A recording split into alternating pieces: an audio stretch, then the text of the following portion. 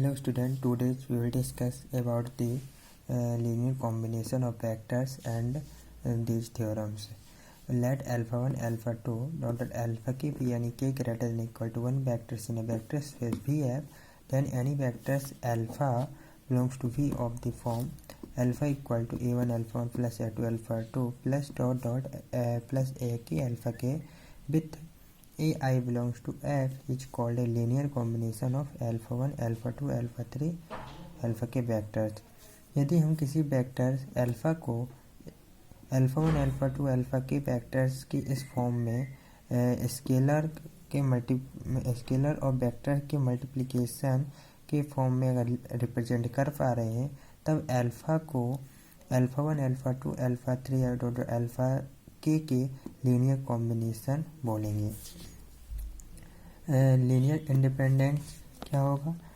Late alpha 1 alpha 2 alpha k be any k greater than equal to 1 vectors in a vector space V F, these k vectors are said to be linear independent in V if for all a1 a2 ak belongs to f, जो कि field के element है, and then a1 alpha 1 plus a2 alpha 2 plus ak alpha k equal to 0 होगा। Implies that, इसका मतलब है कि a1 a2 a3 all scalars are equal to 0। मतलब लीनियर इंडिपेंडेंट में क्या होगा कि यदि इस फॉर्म में हम रिप्रेजेंट कर पा रहे हैं अल्फा 1 अल्फा 2 अल्फा के को इक्वल टू 0 है, तब यह 0 एक ही कंडीशन में होगा या जब जितनी भी स्केलर्स हम a1 a2 a ले रहे हैं उन सभी की वैल्यू 0 हो, तभी हम अल्फा 1 अल्फा 2 और अल्फा के को लीनियरली इंडिपेंडेंट वेक्टर्स बोलेंगे। इसकी दूसरा वे है चेक करने का बाय मैट्रिक्स। मैट्रिक्स के थ्रू हम कैसे चेक करेंगे? हम मान लीजिए कि कोई मैट्रिक्स ए, कोई मैट्रिक्स n बाई n का एक मैट्रिक्स है, अगर वो नॉट इक्वल टू 0 है and rank of matrix equal to n के है, then alpha 1 alpha 2 alpha n भी लीनियर इंडिपेंडेंट। तब जो अल्फा 1 से alpha up to alpha n तक के जितने वेक्टर्स होंगे वो लीनियरली इंडिपेंडेंट होंगे। फॉर एग्जांपल के लिए, if alpha 1 alpha 2 alpha 3 be 3 vectors and for abc belongs to f, then a alpha 1 plus b alpha 2 plus c alpha 3 equal to 0. This is linear combination where alpha 1 equal to ये है, and जहाँ पास alpha 1 equal to a1 a2 a3 है, alpha 2 equal to b1 b2 b3, alpha 3 equal to c2 c3 है। then A alpha 1 plus B alpha 2 plus C alpha 3 equal to 0। अब हम alpha 1 alpha 2 की alpha 3 की value put कर देंगे and हम separate कर लेंगे इनको। a1 plus B b1 plus C c1, a2 plus B b2 plus C c2 और देन इक्वल टू 0 0। अब हम क्या करेंगे? अब हम इनको कंपेयर कर देंगे।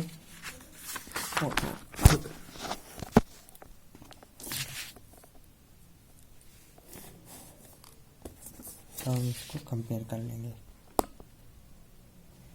कंपेयर करने पर हम देखेंगे कि हमारी 3 इक्वेशन बनेगी, जैसे कि ये जो a1 b b1 और c c1 है वो इक्वल टू 0 के आ जाएगा, a2 b b2 c c2 equal to 0 के आ जाएगा, और जो थर्ड वाला है वो a3 b b3 या c c3 इक्वल टू 0 के आ जाएगा। तो 3 इक्वेशन हमारी बन जाएंगी। इनको हम बाय डिटर्मिनेंट के थ्रू हम सॉल्व कर लेंगे। लेट एक कोई डिटर्मिनेंट है, बाय डिटर्मिनेंट हम सॉल्व कर लेंगे।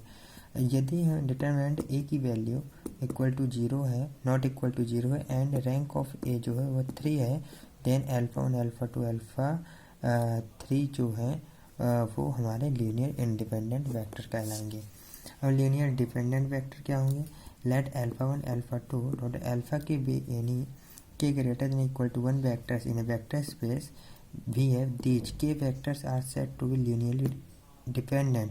इन k vectors को linearly dependent vector बोलेंगे if है for all a1 a3 ak belongs to f के लिए a1 alpha 1 plus a2 alpha 2 dot ak alpha के इक्वल टू 0 तभी हो जब फॉर सम A1 A3 मतलब जो हमारे स्केलर हैं वो सभी जीरो नहीं है, for some A1 A3 but not all zero, मतलब A1 AI टाइप के कुछ एलिमेंट स्केलर होंगे जो कि नॉट इक्वल टू जीरो होंगे।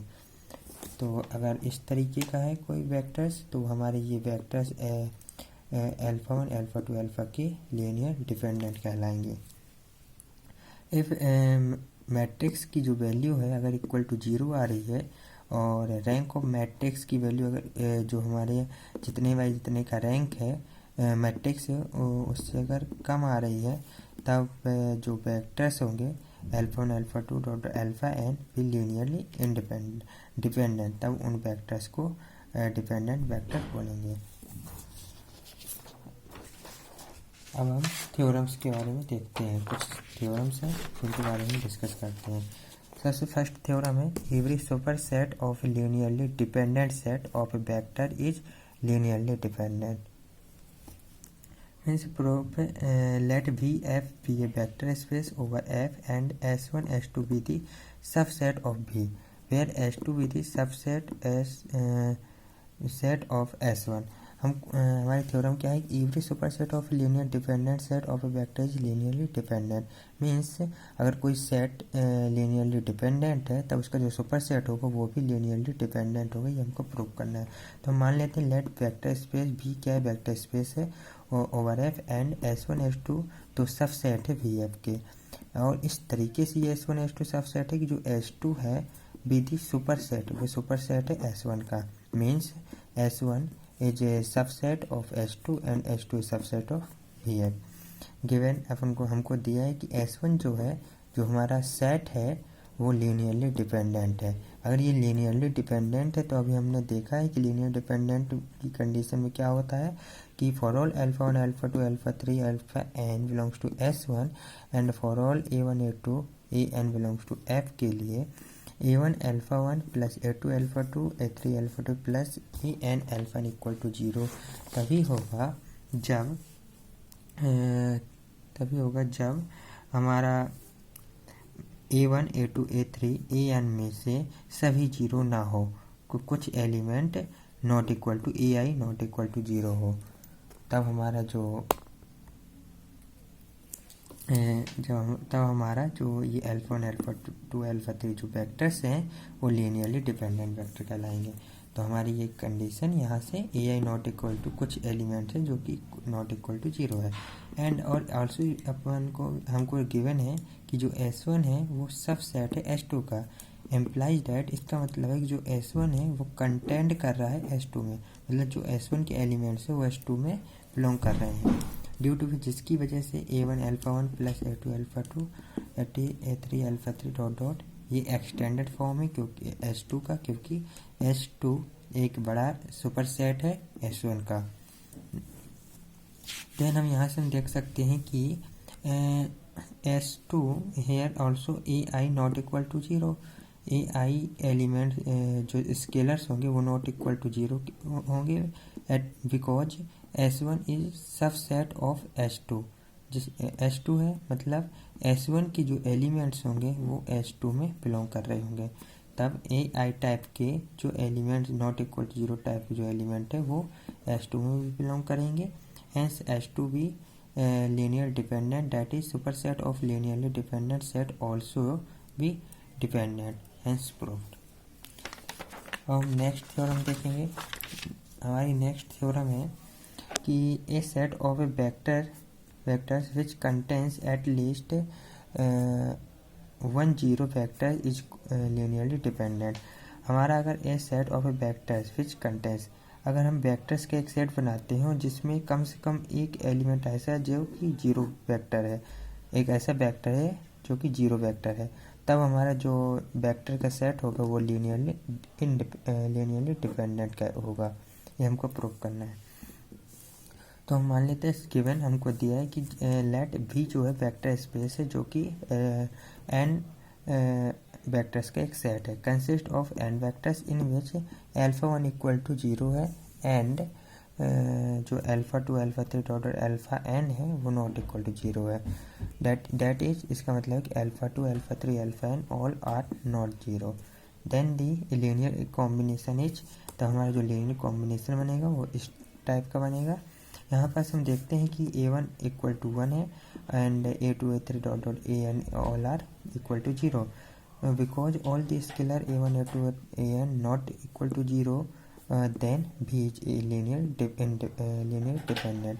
हम जानते हैं कि अगर हमारे जो लीनियर कॉम्बिनेशन है वहाँ पास अगर स्केलर्स, सभी स्केलर्स की वैल्यू इक्वल टू 0 नहीं होती है, तब उस कंडीशन में जो हमारे vectors alpha 1 alpha 2 alpha 3 alpha n होंगे वो लीनियरली डिपेंडेंट होंगे। तो हमारी ये थ्योरम प्रूव हो गई। अब नेक्स्ट थ्योरम देखते हैं। नेक्स्ट थ्योरम है हमारी कि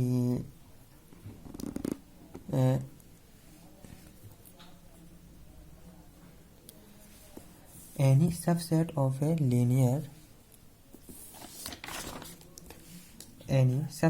linearly independent vectors is also linearly independent.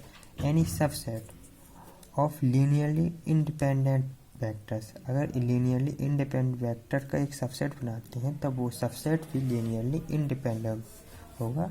ये हमारे थ्योरम है, इसको प्रूव करना है।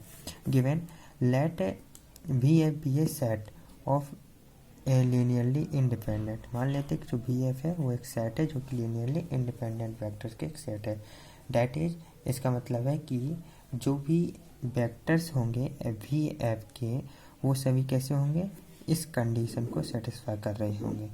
तो हम देखते हैं कि डैट इज का मतलब है कि for all alpha 1 alpha 2 alpha 3 alpha n के लिए और a1 a2 a3 an belongs to f के लिए ये कंडीशन सेटिस्फाई हो रही होगी। a1 implies that a1 alpha 1 plus a2 alpha 2 plus a3 alpha 3 plus an alpha n equal to 0 होगा। फेयर जहाँ पास जितने भी स्केलर्स हैं उन सभी की वैल्यू इक्वल टू 0 की होगी, because it is linearly independent factors. और by the condition of linear independent all the scalars are equal to 0. Consider a subset, अब एक सबसेट कंसीडर करते हैं alpha 1 alpha 2 dot dot alpha n जो कि belong कर रहा है किसमें, S में। वेयर जो m है वो greater than equal to 1 and less than equal to n के हैं। तब then the linear combination is, तब जो लीनियर कॉम्बिनेशन हमारा बनेगा वो ये बनेगा a1 alpha 1 plus a2 alpha 2 plus dot dot am alpha n equal to 0। ये हमारा लीनियर कॉम्बिनेशन बन जाएगा जहाँ पर a1 a2 dot dot am belong कर रहे हैं f फील्ड से के एलिमेंट है। हम वी कैन ऑल्सो एक्सप्रेस, हम इसको एक्सटेंड कर सकते हैं किस तरीके से, इस तरीके से a1 alpha 1 a2 alpha 2 dot dot am alpha 1 as it is रहेगा plus 0 into alpha m1 m plus 1 plus dot dot dot 0 alpha n equal to 0। इसको हम एक्सटेंड कर लिया। अब हम देखते हैं कि बट जो alpha 1 alpha 2 alpha 3 dot dot alpha n है इज लीनियरली इंडिपेंडेंट, बट जो ये लीनियरली इंडिपेंडेंट है, हैंस हमारा जो a1 a2 am है वो इक्वल टू 0 के होंगे। Hence w is linearly independent, that is any subset of linearly independent vector is linearly independent. अब हम देखते हैं theorem, if VF is a vector space, यदि VF वेक्टर स्पेस है over the field F and S कोई is a subset है of some non-zero element of V के, then S will be linearly dependent, तब S linearly dependent होगा if and only if some element of S can expressed as a linear combination of other। यदि हम कोई subset लेते हैं vector space का subset लेते हैं और उस सबसेट में कोई भी एलिमेंट जीरो नहीं, ऐसे एलिमेंट्स का हम एक सबसेट S बनाते हैं और वो S जो है वो लीनियरली डिपेंडेंट होगा इफ़ एंड ओनली इफ़। यहाँ पर इफ़ एंड ओनली इफ़ की कंडीशन मीन्स हमको नेसेसरी यानी सफिशिएंट दोनों वे प्रूव करना है। सम एलिमेंट ऑफ S ये लीनियरली डिपेंडेंट होगा यदि हम S की किसी भी कोई भी एक एलिमेंट को can be expressed A linear combination of other, एक किसी भी एलिमेंट को अदर एलिमेंट के लीनियर कॉम्बिनेशन के फॉर्म में अगर रिप्रेजेंट कर दे रहे हैं। नेसेसरी कंडीशन हम देखते हैं कि लेट एस जो है एक सबसेट है, A1 alpha 1 alpha 2 dot alpha n be a set of linearly dependent, then ये हम नेसेसरी में क्या करें, जो हमको प्रूव करना होता है वो हम मान के चलते हैं कि ये है, तो लीनियरली डिपेंडेंट हमको प्रूव करना है, इसको मान लेंगे कि एस लीनियरली डिपेंडेंट है। There exist A1 A2 dot AN belongs to F, not all them of them zero. अगर लीनियरली डिपेंडेंट है तब जो हमारे स्केलर होंगे वो सभी जीरो नहीं होंगे, जीरो नहीं, such that A1 alpha 1 plus A2 alpha 2 dot ये जो इक्वल टू जीरो है, यहाँ पास A1 not equal to, if मान लेते हैं कि A1 not equal to zero है, देन जो अल्फा 1 रहेगा इक्वल टू रहेगा आ जाएगा minus A2 alpha 2 upon A1 minus A3 A1 alpha 3। इस तरीके से हम अल्फा 1 को रिप्रेजेंट कर पा रहे हैं। It implies that some elements alpha 1 belongs to S can be expressed as a linear combination of the other. यहाँ से प्रूफ हो गया कि अगर हमारा S लीनियर डिपेंडेंट है तब इसके जो वेक्टर्स हैं उनको हम इन वेक्टर्स के लीनियर कॉम्बिनेशन के फॉर्म में रिप्रेजेंट कर सकते हैं।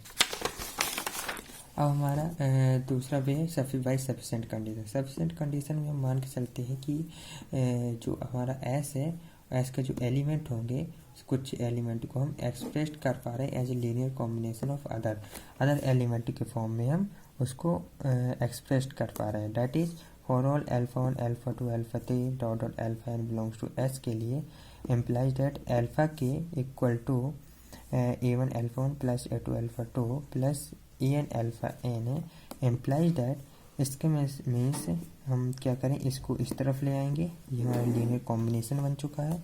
अब लीनियर कॉम्बिनेशन हम देखते हैं कि जो एक ही की वैल्यू वो इक्वल है -1 के, not equal to zero, at least one non zero हमको मिल गया स्केलर। इम्प्लाइज इसका मतलब है कि एस जो है इज लीनियरली डिपेंडेंट सेट्स है, बिकॉज लीनियर डिपेंडेंट के लिए क्या होता है कि अगर हम लीनियरली यानी हम सेट्स को वेक्टर्स को लीनियर कॉम्बिनेशन के फॉर्म में रिप्रेजेंट करते हैं तब जो स्केलर होते हैं वो वो उनमें से अगर एक भी scalar not equal to zero आ जाता है तब हमारा जो सेट्स से स्केलर का वो लीनियरली डिपेंडेंट बन जाता है। तो हमारे ये थ्योरम्स प्रूफ हो गए। So thank you so much.